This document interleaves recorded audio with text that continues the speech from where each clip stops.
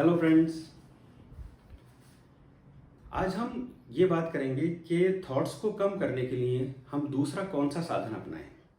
पहला साधन हमने बताया था कि हमें बोलना कम है और सुनना ज़्यादा है।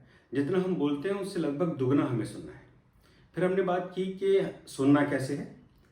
अब हम बात कर रहे हैं कि वो दूसरा कौन सा बिंदु हो, दूसरा पॉइंट क्या हो कि हमारे थॉट्स को कम किया जाए। तो उसको हमने नाम दिया है मिनिमलिज्म। मिनिमलिज्म का मतलब ये है कि आपके पास जो भौतिक वस्तुएं हैं, जो आपके पास कपड़े हैं, जूते हैं, घड़ियां हैं, प्रॉपर्टी है, वो कम से कम होनी चाहिए। एक जापानीज राइटर है मैरी कुंडो, उन्होंने इसके ऊपर काम किया है और उन्होंने बहुत सुंदर बात भी कही है कि जैसे ही आप डीक्लटर करते हैं मटेरियलिस्टिक ऑब्जेक्ट्स को, तो आपका माइंड भी डीक्लटर होता है। मतलब जब हम भौतिक वस्तुओं को कम करते हैं हमारे आसपास की, तो हमारा जो मनस है, जो हमारा माइंड है, उसमें विचार भी कम हो जाते हैं।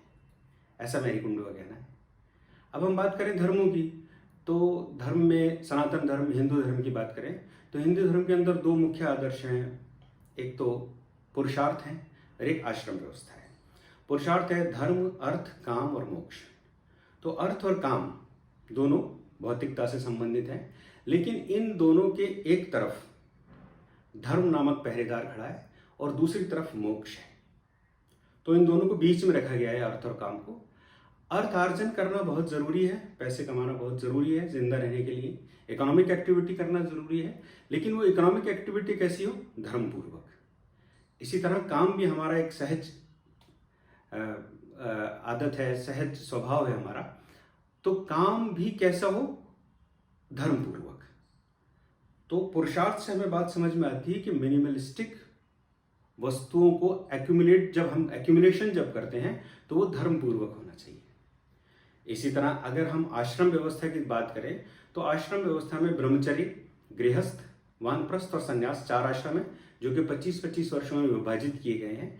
उनके अंदर 3 आश्रम ऐसे हैं जिन आश्रमों के अंदर मिनिमलिस्टिक अप्रोच को अपनाया गया है।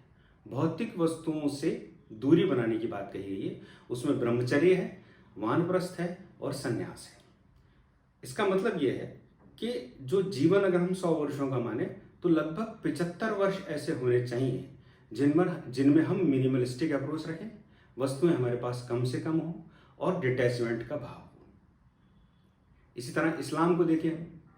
इस्लाम में जो कुरान में 7वां सूरा है, 7वें सूरे की 31वीं आयत है, वो ये कह रही है कि अल्लाह ये फरमाता है कि तुम खाओ, पियो और आनंद से रहो, लेकिन अपनी हदों में रहो। चीज़ों को बर्बाद मत करो, क्योंकि अल्लाह उनको पसंद नहीं करता जो चीज़ों को बर्बाद करते हैं। इसी तरह मोहम्मद साहब की बहुत सारी हदीसें हैं सादगी के ऊपर, और हदीस तो वो है जो मोहम्मद साहब ने कहा, लेकिन मोहम्मद साहब का जो जीवन है वो बहुत ही सादगीपूर्ण जीवन है। अगर उस जीवन का अध्ययन किया जाए तो हमें पता चल जाएगा कि उनका सारा जीवन कितना मिनिमलिस्टिक अप्रोच को लिए हुए था। और जब उनकी वफात हुई तो उन्होंने क्या प्रॉपर्टी छोड़ी। आप उनको और उनके परिवार, जिनको अहले बैत कहते हैं, अहले बैत का अगर आप जीवन देखेंगे तो पता चल जाएगा कि मिनिमलिस्टिक अप्रोच क्या होती है। अब ये धर्मों की बात की हमने, मैरी कुंडो की बात की, लेकिन क्या मिनिमलिस्टिक अप्रोच का मतलब यह है कि वस्तुएं कम से कम हो, गरीबी हो, तो हम किसी अच्छे लेवल पर, मोक्ष के स्तर पर या परम शांति के स्तर पर पहुंच जाएंगे? मेरे विचार में ऐसा नहीं है। शांति का और वस्तुओं का कोई डायरेक्ट लिंक नहीं है। इसका मतलब यह है कि बहुत बार ऐसा होता है कि व्यक्ति के पास वस्तुएं नहीं होती, लेकिन वस्तुओं का उसका वस्तुओं के प्रति बहुत आकर्षण होता है। जैसे एक व्यक्ति मान लीजिए कोई हिमालय पर बैठा है, लेकिन और सब कुछ छोड़ छाड़ के चला गया, लेकिन उसके दिमाग में अभी भी यही है कि मेरे अकाउंट में कितने डेबिट होंगे, कितने क्रेडिट होंगे, क्या सन्ड्री डेटर्स होंगे, क्या सन्ड्री क्रेडिटर्स होंगे, वो जो रजिस्ट्री हुई होगी वो आई होगी या नहीं आई होगी, मेरी प्रॉपर्टी पर कब्जा तो नहीं कर लेगा। ये वो हिमालय में बैठा हुआ सोच रहा है। दूसरी तरफ एक व्यक्ति है जो अपने महल में बैठा है, अपने मकान में बैठा है, बिजनेस कर रहा है, लेकिन वो चीज़ों से आसक्त नहीं है। बल्कि चीज़ों के प्रति उसका भाव जो है वो डिटैचमेंट का है। अब देखिए, इसमें इस बात को समझने के लिए मुझे एक ख्वाजा मीर दर्द का शेर याद आ जाता है। बहुत बहुत ही खूबसूरत बात ख्वाजा मीर दर्द ने कही है कि तर दामनी पे शेख हमारी न जाइयो, दामन निचोड़ दें तो फरिश्ते वजू करें। इसी तरह एक बात अकबर इलाहाबादी ने कही है, जिंदा हूं जिंदगी का तलबगार नहीं हूं, बाजार से गुजरा हूं खरीदार नहीं हूं। बुद्ध ने भी एक बात कही है कि तुम्हारा जीवन कमल के पत्र के समान होना चाहिए। तुम पानी में रहो लेकिन पानी की बूंद तुम पर नहीं पड़े। इन तीन बातों को, दो शेर सुनाए मैंने आपको और एक बुद्ध की बात कही। इससे क्या कहना चाह रहे हैं? इससे कहना ये चाह रहे हैं कि चीज़ों को कम करने से कुछ नहीं होगा, फकीरी से कुछ नहीं होगा। होगा किससे?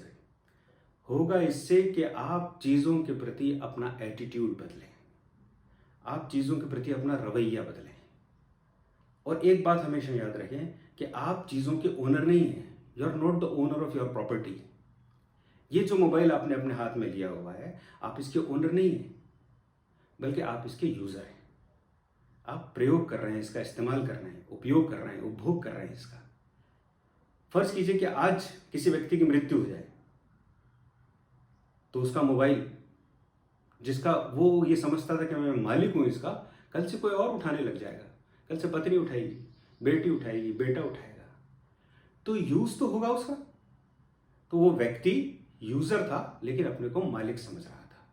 अगर हमें इसका आदर्श उदाहरण कहीं देखना है तो इसके आदर्श उदाहरण है राजा जनक।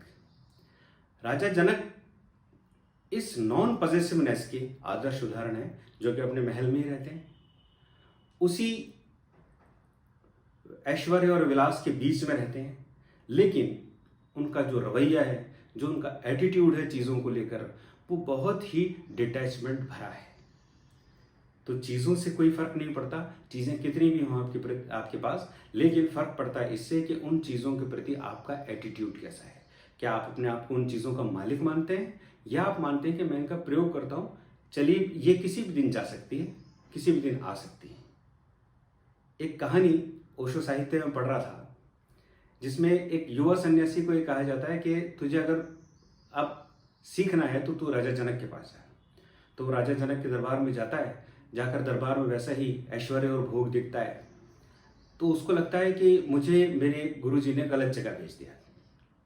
लेकिन जब वो सोने जाता है तो राजा जनक क्या करते हैं कि उसकी जो छत होती है उसके ऊपर एक तलवार बांध देते हैं और उस तलवार को एक डोरे से लटका देते हैं। तो उसको रात भर नींद नहीं आती कि कब तलवार गिरे और उस पर लग जाएगी, उसकी मृत्यु हो जाएगी। जब वो सुबह उठता है तो राजा जनक पूछते हैं कि आपको नींद कैसी आई, कैसा रहा सब कुछ। तो वो ये कहता है कि आपने अजीब काम किया, तलवार ऊपर लटका दी थी तो मुझे नींद कैसे आती। तो राजा जनक कहते हैं कि देखिए, मैं जीवन ऐसे ही जीता हूँ जैसे एक तलवार सी लटकी हुई है।